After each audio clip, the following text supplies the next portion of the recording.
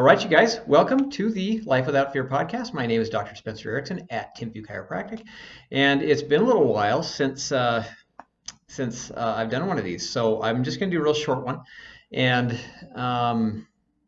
it's not going to take very long, but it's something that I do get asked a lot of questions about, and it is, what do I do in between my adjustments? When I typically start working with somebody, and I'm going to make certain recommendations based on what I'm finding on their x-rays, what their symptoms are, how long things have been going on, there are going to be some variables that go into it. Now, one question that I get all the time is, am I going to have to stop going to the gym? Am I going to have to stop running? Am I going to have to stop doing what I love to do? Almost every single time, the answer to that question is no, you're not going to have to stop. Now, I know that there are a lot of docs out there that are like, oh, you hurt yourself weightlifting? Stop weightlifting until we fix this thing. Or you hurt yourself running? We got to stop running until we get you fixed. What I've found over the years, I've been doing this a couple of years now. It'll be 18 years next month. And what I found over time is that when we restrict activity levels, especially when people really love doing a certain thing, if they hurt themselves weightlifting or running or whatever, it's because they love doing that thing.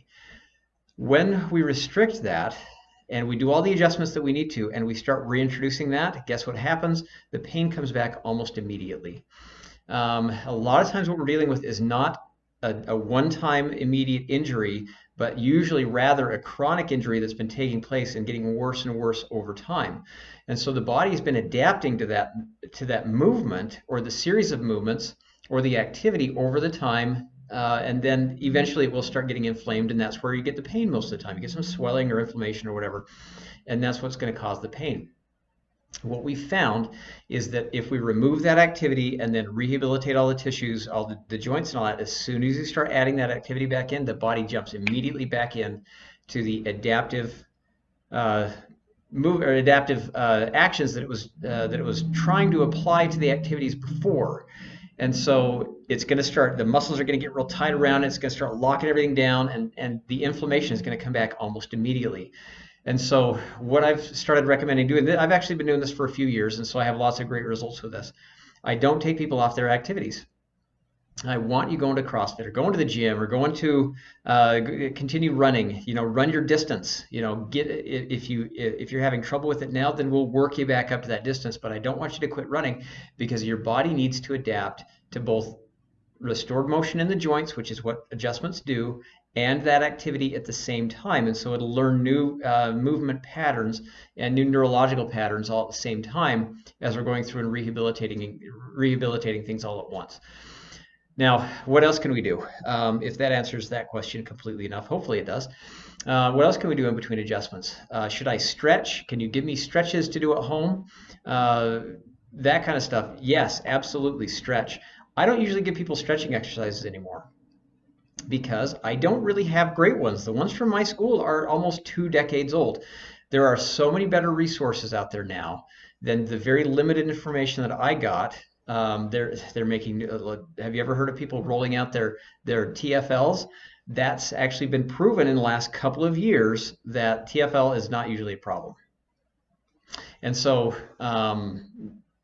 times are changing as more research gets done. The landscape usually changes very fast on something called YouTube. I don't know if you've heard it before, but it changes really fast on there, and it's a much different landscape certainly than when I graduated. I don't even know if there was a YouTube back in 2003. But what I'll tell people to do is go, and if you want to stretch that lower back, then I want you to do that. There's a reason why you want to stretch it. You must feel like that's important to you, so I definitely want you to do that. So I'm going to send you to YouTube, look up low back stretches, and you'll see all kinds of great protocols for doing that. And you're going to find a stretching protocol that works for you time-wise and works for getting the muscles that you feel like you need to get and get the stretches that you need to get. Now, I'm not trying to pass the buck there. It does make my life a little easier to do that, obviously. But it also is going to give you more freedom, or give the patients more freedom, just to choose the protocol that they want to do, because they're the ones asking for it. And so they're going to find something that's going to suit them the very best, in my experience. And so when you come into my office, and a lot of docs will give you stretches and that kind of, most people just take that home and throw it in the garbage. And so patients who ask me for stretches, that's where I'm going to send them. Now, I am a huge fan of exercise. No matter what it is, what we need to do after adjustments is keep the tissue moving. The reason we have to adjust most of the time, if you look at your x-rays, if we have restrictions in the joint or the discs and the bones and the spine that are breaking down, we have all that tension in there. That the tension and the degeneration really is what's going on in there. You are full of scar tissue. And that scar tissue happens because there's an inflammatory response. The body has this reflexive action of just splinting everything that's injured, which is not a bad thing. It's an intelligent thing, and the body does that for a good reason. But if it never heals properly, then it can get stuck in this loop where it's just doing that continuously. And over time, that's going to create more and more restriction in the joint, which is going to create more and more scar tissue. And ultimately, it's going to lead to more damage inside the joint. It's going to prematurely age those tissues. That's really what I focus on in my office. With my adjustments. That's why my adjustments are very specific to certain segments in the spine. Not where you're sore, but where it's showing up mostly on the x-rays, and then the soreness just takes care of itself. Like a miracle, that's what the body is designed to do. It's designed to take care of itself when it's not encumbered with too much stress. And so as we're restoring motion into those joints in between the adjustments, the most important thing to do is maintain that motion, not let everything start freezing up again immediately, in the minutes and hours following an adjustment. And so I'm a huge fan of yoga. And the reason I like yoga is because it's usually very calming. It strengthens the muscles and it stretches at the same time. And it really highly encourages breathing. We need to breathe to oxygenate the tissues, and it helps synchronize the body and balance and ground it. Now, there are some words in there that some people will be like, that's all crazy talk. Whatever. If you don't believe it, that's cool. It's still a really good stretching protocol. And you can actually strengthen a lot and gain a lot of proprioception and improve your balance just from doing something as simple as yoga. I've never done hot yoga, but I would like to try that sometime. And I think that stuff is really, really valuable. In addition to doing yoga, get out and walk. That's the simplest thing you can do, is just get out and move. And the joints you're going to be changing your side, your weight's going to be shifting side to side, just in a regular walking gait. And that's gonna maintain motion as well, just not maybe as well as some more advanced or aggressive things. Like I said, I never take people off of going to the gym for the most part. Maybe we'll back off a deadlift for a little while if you're back doing deadlift, but I want you to be working back into all of the same exercises that you plan to do again. I've had so many people come in my office and say, if you take me off of exercise, I'm not going to come back, or if you take me off of exercise, I'm just going to keep doing it anyway. And that's where I give them, a lot of encouragement to keep doing those same exercises. People are very fearful about not being able to do what they want to do. The thing that I am fearful about, the thing that I worry about when patients come in, is you not being able to do what you want to do later on.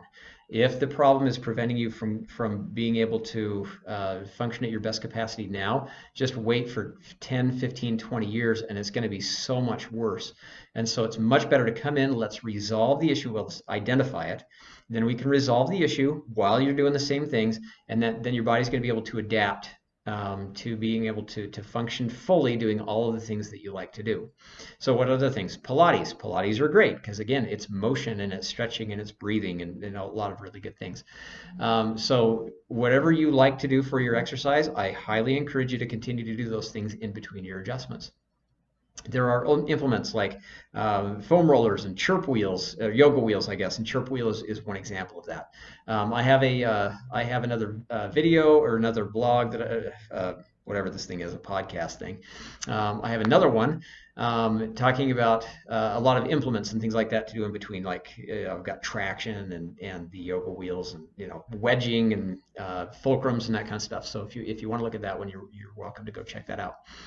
But in between adjustments, it's very important, depending on what your goal is. My goal as the chiropractor is to get and keep the spine moving where it's been restricted and locked up before it coming into my office.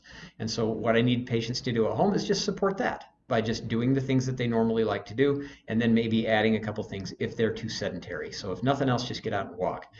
And so that's really what and then of course, I forgot one of the most important things is hydrate. We need to hydrate. It's really interesting. I can often tell just by the quality of the muscles and even the quality of the cavitation, that pop sound that we hear with an adjustment, I can almost always call if they're a smoker, even if I can't smell it on. I can't smell cigarette smoke anymore because of COVID last year. But even if I can't smell it on them, I can always call if they're a smoker because their joints get so dehydrated. And it's kind of similar. People come in the summer and they're dehydrated, or even in the winter, the transitions between seasons, and especially hot summer and very cold winter, the air is so dry.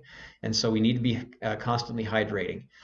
We don't need to drink a ton of water. People say, 4 gallons a day. No, that's unrealistic and it's unnecessary. What we probably really need to do, 3 or 4 big glasses of water, just throughout the day. That's going to be enough for your kidneys to help flush out your blood and not keep you up too late at night going to the bathroom all night.